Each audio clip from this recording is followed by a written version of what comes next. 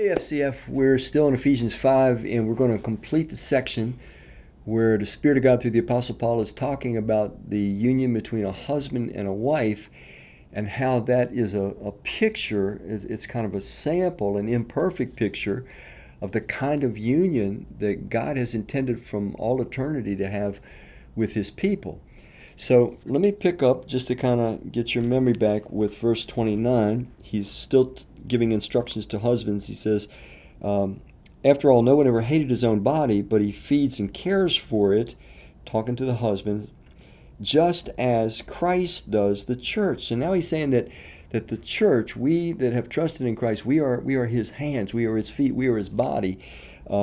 He is vitally connected to us. Verse 30. For we are members of his body. For this reason, verse 31, a man will leave his father and mother and be united to his wife, and the two will become one flesh. This is a profound mystery, but listen what Paul's going to say. But I'm talking about Christ and the church. So here, and I'm going to finish with verse 33, however, each one of you must also love his wife as he loves himself, and the wife must respect her husband. Now that verse 22, wives submit to your husbands as to the Lord, is interpreted, is amplified and explained by this verse 33, where it says the wife must respect her husband. So God advocates wives make their husbands feel respected. He advocates that husbands make their wives feel loved. But it's this Christ-like love. Now this mystery, when it goes way back to Genesis, where it says that a man will leave his father and mother and become one flesh with his wife. But here it says that one flesh union, that it was all along talking about what God intends to have with his people, the ecclesia, the called out assembly, the church, those that have drawn close to God, been reconciled to him, have their trust in him restored as he's revealed himself completely in Christ. So let me read that portion of that verse again. This is a profound mystery. He says the two will become one flesh. This is a profound mystery, but I am talking about Christ and the church. So what Paul is saying is that marriage is an imperfect sample of what God intends to have with his people through all eternity. Let me try to say it as succinctly as I can. We are going to be the eternal companion. We're called the bride of Christ. I know for some guys that feels a little weird, but we're going to be the eternal companion of Christ. We're the body. He's going to be with us. He's going to be in us. He's going to work in us and through us through all eternity. Now, when you think about husbands and wives, one of the first things that comes into your mind is reproduction or fruitfulness, productive activity.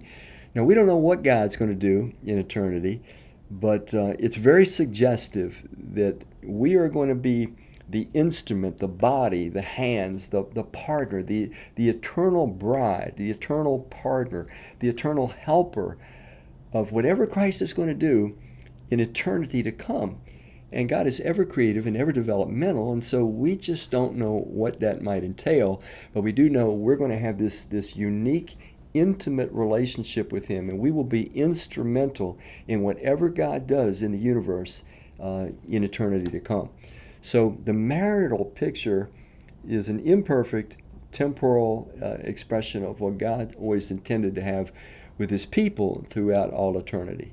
Now, having said this, these are very practical instructions that God advocates that wives show respect to husbands. Kind of shows that this is something that I guess men uniquely are vulnerable to needing, and likewise that the wives are to be loved like Christ loved the church, again showing a unique, vulnerable need that women have to feel loved.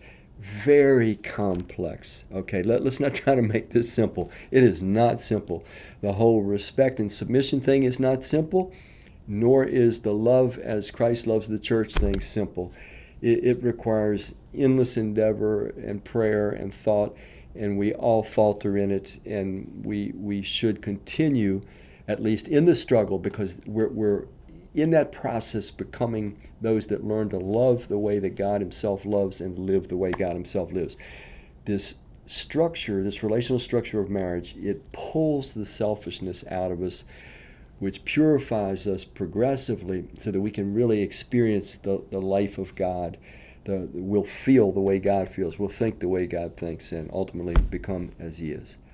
Okay, that's a lot. We'll close out the week right there. Thank you so much.